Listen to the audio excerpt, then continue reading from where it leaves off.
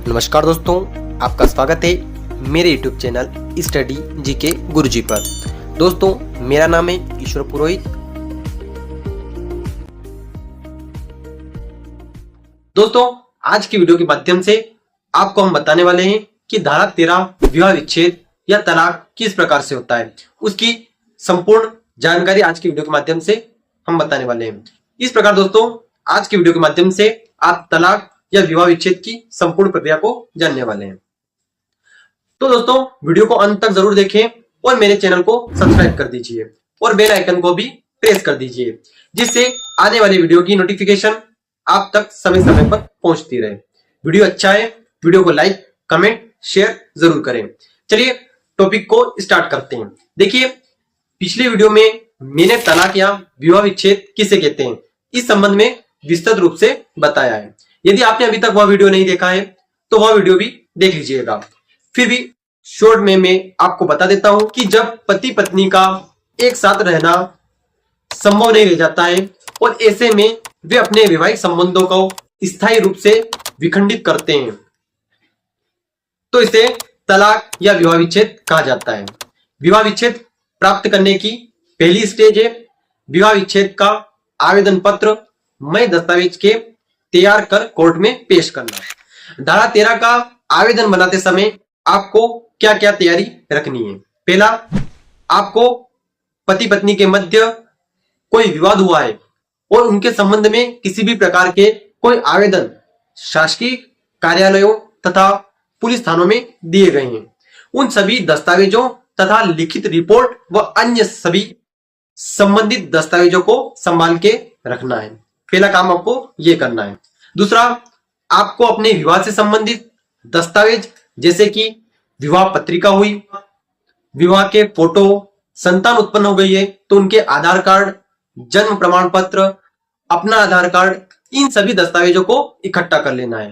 तीसरा, आप इस संबंध में अपने आसपास के किसी भी प्रसिद्ध अधिवक्ता से जो पारिवारिक मामलों की पैरवी करते हैं उनसे आप राय ले सकते हैं। न्यायालय में कार्यवाही कैसे करें, अर्थात धारा 13 विवाह विच्छेद की तैयारी। तो दोस्तों, आपको यह ज्ञात होना चाहिए कि धारा 13 की संपूर्ण कार्यवाही सीपीसी अर्थात सिविल प्रक्रिया संहिता के अनुसार होती है तथा धारा 13 में वही प्रक्रिया अपनाई जाती है जैसी कि किसी सिविल वाद में अपनाई जाती है। इस बात का आपको ध्यान रखना है। अब हम यह जान लेते हैं कि धारा 13 का आवेदन पत्र किस प्रकार से तैयार होता है।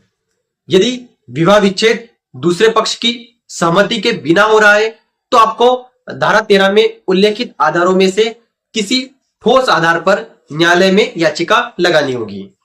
याचिका में दिए गए कथनों पर न्यायालय को विश्वास हो, इस प्रकार से आपको याचिका आवेदन पत्र तैयार करना है। धारा 13 का आवेदन किस प्रकार से तैयार किया जाता है, किन बातों का आपको धारा 13 की याचिका में समावेश करना है, किन आधारों पर आप धारा 13 विवाह विच्छेद या तलाक की याचिका लगा सकते हैं, इस संबंध में मैं वीडियो बना चुका हूं, आप डिस्क्रिप्शन में जाकर देख सकते हैं। धारा 13 के आवेदन में विवाह विच्छेद और आपकी संक्षिप्त घटना या प्रार्थना के बाद इसी आवेदन पत्र में विधि से संबंधित विवरण आपके अधिवक्ता द्वारा लिखवा दिए जाएंगे, जिसका सत्यापन आपके द्वारा किया जाएगा और साथ में एक शपथ पत्र भी आपको धारा 13 के संलग्न समर्थन में प्रस्तुत करना है। तो दोस्तों, इस प्रकार से याचिका जो है वह तैयार की जाती है। अब हम ये समझते हैं कि धारा 13 के संलग्न कौन कौन से दस्तावेज लगाने होते हैं। सबसे पहला दस्तावेज है तलवाना रसीद। यदि आप टिकट चिपका सकते हैं तो आप टिकट चिपका दीजिए या आप 100 रुपए की प्रोसेसिंग फीस का चालान कटवा सकते हैं। दूसरा है दोस्तों धारा 13 का आवेदन 2 प्रति में। तीसरा, धारा 13 के संलग्न समर्थन शपथ पत्र, तामीली पता, उसके बाद में लिखितम सूची जिसमें दस्तावेजों की संपूर्ण जानकारी आपको देनी होगी। दस्तावेजों में विवाह पत्रिका यदि है तो आपको लगा देनी है, विवाह के फोटो यदि है तो आपको लगा देने हैं। इसी के साथ में यदि कोई एफआईआर या अन्य कोई संबंधित कार्यवाही हुई है तो आपको उसका दस्तावेज भी धारा 13 की याचिका में लगा देना है। इसी के साथ में दोस्तों आपको आधार कार्ड, यदि संतान उत्पन्न हो गई है तो उनके जन्म प्रमाण पत्र या आधार कार्ड आपको धारा 13 की याचिका के संलग्न कर देने हैं। अब दोस्तों हम यह समझते हैं कि आपके द्वारा आवेदन तैयार कर दिया गया है, संलग्न दस्तावेज लगा दिए गए हैं। अब धारा 13 का आवेदन पत्र कोर्ट में प्रस्तुत करने की क्या प्रक्रिया रहती है और उसके बाद में क्या प्रक्रिया अपनाई जाती है। तो दोस्तों धारा 13 का आवेदन पत्र जिला न्यायाधीश महोदय या अतिरिक्त जिला न्यायाधीश महोदय की कोर्ट में ही प्रस्तुत किया जा सकता है। याचिका कहां प्रस्तुत हो सकती है, तो मैं आपको बता दूं कि प्रथम तो यह कि जहां सामने वाला पक्ष निवास करता है वहां पर आप धारा 13 की याचिका प्रस्तुत कर सकते हैं। दूसरा, ऐसी जगह जहां विवाह हुआ है अर्थात पत्नी का मायका। तीसरा, जहां पति और पत्नी ने अंतिम बार निवास किया हो, ऐसे स्थान की कोर्ट में धारा 13 की याचिका को प्रस्तुत किया जा सकता है। जब धारा 13 का आवेदन पत्र कोर्ट में प्रस्तुत कर दिया जाता है तो कोर्ट में प्रस्तुति उपरांत रीडर रिपोर्ट हेतु दे दिया जाता है, जिसमें कोर्ट रीडर दस्तावेज को देखते हैं और किसी प्रकार के दस्तावेज या अन्य किसी प्रकार की कोई कमी होने पर संबंधित पक्ष या अधिवक्ता को कमी की खानापूर्ति हेतु कहा जाता है, जिसके उपरांत रीडर द्वारा आपके प्रकरण को RCS-HM में दर्ज कर दिया जाता है। जैसे ही आपका प्रकरण दर्ज होगा आपको आपके प्रकरण नंबर आदि प्राप्त हो जाएंगे। उसके बाद आपको सामने वाले पक्ष को कोर्ट में हाजिर होने के लिए तलवाना देना होगा। दोस्तों तलवाना प्रकरण दर्ज होने के 3 दिवस के भीतर आपको न्यायालय में सामने वाले पक्ष को हाजिर होने के लिए देना है। तलवाने में सामने वाले पक्ष का नाम तथा सही पता आपको लिखना है। साथ में आपको अपने याचिका से संबंधित दस्तावेज और याचिका की एक कॉपी भी तलवाने के साथ में संलग्न करनी होगी। यदि दोस्तों आपके द्वारा तलवाने के साथ में केस से संबंधित दस्तावेजों की प्रति नहीं दी जाती है तो सामने वाले पक्ष के कोर्ट में उपस्थित होने पर आपको दस्तावेज की प्रति देनी होगी। अब दोस्तों सामने वाले पक्ष को यदि तामीली हो जाती है और वह उपस्थित नहीं होता है तो ऐसे में दूसरे पक्ष को एक पक्षी कर दिया जाएगा। परंतु यदि दोस्तों तामीली के उपरांत यदि दूसरा पक्ष जो है वह नियत दिनांक को कोर्ट में उपस्थित हो जाता है तो यदि आपने दस्तावेजों को नहीं दिया है तो आपको इस प्रक्रम पर दस्तावेजों को देना होगा। इसके बाद दूसरा पक्ष चाहे तो अपने अधिवक्ता को चुनकर उनसे अपने केस की पैरवी करवा सकता है। यदि दूसरे पक्ष द्वारा अधिवक्ता नियुक्त किए जाते हैं तो वे अपना वकालतनामा इसी प्रकरण में संलग्न कर देंगे। अब दोस्तों इसके उपरांत वाद लंबित रहने के दौरान वाद के भीतर वाद व्यय तथा भरण पोषण का आदेश न्यायालय कर सकता है यदि अर्जी दाखिल की जाती है। तो दोस्तों वाद के लंबित रहने के दौरान पत्नी न्यायालय में धारा 24 का आवेदन लगाकर वाद लंबित रहने के दौरान वाद व्यय तथा अपने आने जाने हेतु होने वाले खर्चे के लिए अपने पति से कार्यवाहियों के लिए व्यय प्राप्त कर सकती है। न्यायालय तामीली से 60 दिवस के भीतर यथास्थिति इस प्रकार की अर्जी का निपटारा करेगी तथा पत्नी को वाद के लंबित रहने के दौरान वाद व्यय तथा मासिक खर्च दिलवाएगी। परंतु न्यायालय द्वारा ऐसे आदेश देने से पहले पति तथा पत्नी दोनों की स्थिति तथा आय को ध्यान में रखा जाएगा।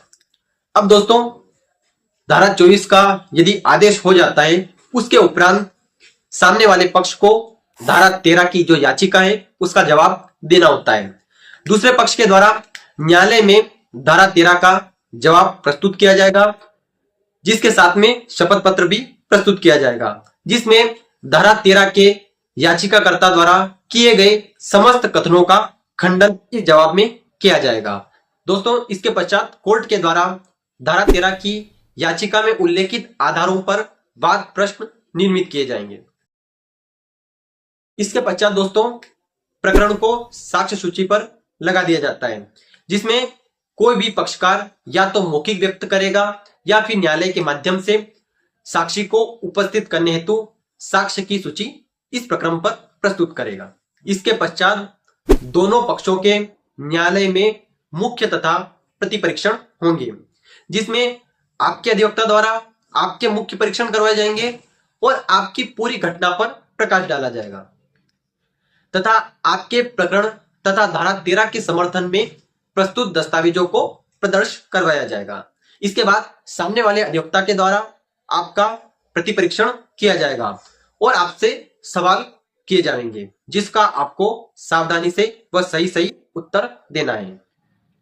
आप अपनी ओर से अपने प्रकरण के समर्थन में किसी मजबूत साक्षी के भी साक्ष्य करवा सकते हैं। इसी प्रकार सामने वाले पक्ष अर्थात दूसरे पक्ष के भी साक्ष्य होंगे। साक्ष्य होने के उपरांत प्रकरण को तर्क हेतु नियत किया जाता है। इस स्टेज पर आपके तथा सामने वाले पक्ष के अधिवक्ता के द्वारा अपने अपने तर्क सुनाए जाएंगे। तर्क श्रवण करने के उपरांत न्यायालय द्वारा प्रकरण को निर्णय आदेश हेतु लगा दिया जाता है। नियत दिनांक पर आपके प्रकरण का निराकरण हो जाएगा, जिसमें न्यायालय के द्वारा अपना फैसला दे दिया जाएगा। या तो दोस्तों आपको तलाक की डिक्री को प्रदान कर दिया जाएगा या फिर आपकी केस को खारिज कर दिया जाएगा। तो दोस्तों इस प्रकार से तलाक की संपूर्ण प्रक्रिया होती है। इसके मध्य यदि कोर्ट आवश्यक समझती है तो दोनों पक्षों के मध्य मध्यस्थता करवा सकती है। कोर्ट का उद्देश्य किसी भी केस में मध्यस्थता अर्थात सुलह द्वारा प्रकरण को समाप्त करना होता है। इसके लिए न्यायालय आपके प्रकरण को मध्यस्थता के लिए भी किसी भी स्टेज पर लगा सकती है। मध्यस्थता की कार्यवाही वैसे तो प्रकरण के किसी भी प्रकरण पर की जा सकती है, किंतु सिविल प्रक्रिया संहिता की धारा 89 में प्रावधान दिया गया है कि प्रकरण में विपक्षी का जवाब आने के बाद दोनों पक्षों के मध्य सुलह के लिए प्रकरण को नियत किया जाना चाहिए। दोस्तों धारा 13 की याचिका के मध्य वाद लंबित रहने के दौरान आपकी याचिका के अतिरिक्त दोनों पक्षों में से किसी भी पक्ष के द्वारा कई आवेदन प्रस्तुत किए जाते हैं जो सिविल प्रक्रिया संहिता के अनुसार होते हैं।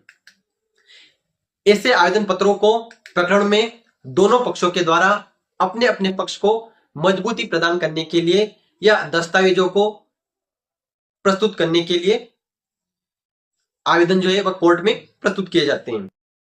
न्यायालय द्वारा ऐसे आवेदन पत्रों का वाद पत्र के लंबित रहने के दौरान निराकरण किया जाता है। तो आशा करता हूं दोस्तों आपको आज का टॉपिक अच्छे से समझ में आ गया होगा। यदि दोस्तों अभी भी आपको कुछ डाउट है या कुछ सुझाव है तो आप कमेंट में बता सकते हैं। दोस्तों यदि वीडियो अच्छा लगा हो तो वीडियो को लाइक करें, कमेंट करें और वीडियो को अधिक से अधिक शेयर करें। ऐसे ही वीडियो देखने के लिए मेरे चैनल को सब्सक्राइब करें और बेल आइकन प्रेस करें, जिससे नए वीडियो आप तक पहुंचते रहें। धन्यवाद दोस्तों, मिलते हैं नए वीडियो में। तब तक जय हिंद, जय भारत, टेक केयर।